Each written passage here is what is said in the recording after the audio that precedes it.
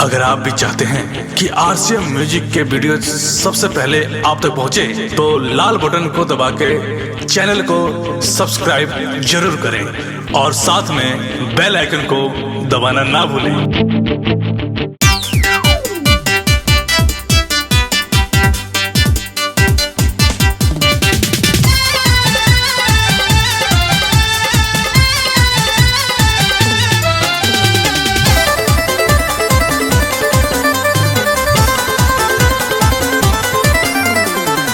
पियवा से बाजे ना जवानिया के शोख हो, मन करे रेती गरदन हसुआ लेके चोख हो। पियवा से बाजे ना जवानिया के शोख हो, मन करे रेती गरदन हसुआ लेके चोख हो।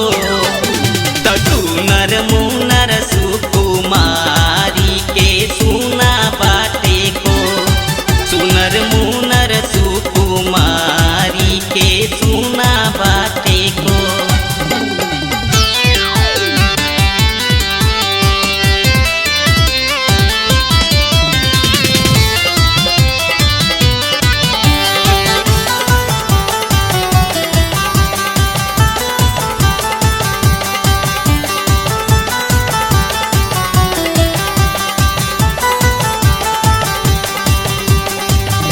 ऊपर परो बजर परो वैसन मारद हो, ठीक से ना दिले कभो कमर में दर्द हो।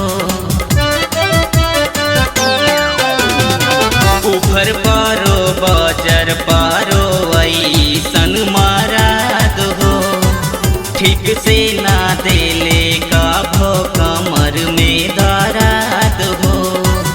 ऐसन मरद हम चूल्ही में देहब झोंक हो, ऐसन मरद हम चूल्ही में देहब झोंक हो। तो सुनर मुनर सुकुमारी के सुना बाटे को, सुनर मुनर सुकुमारी के सुना बाटे को।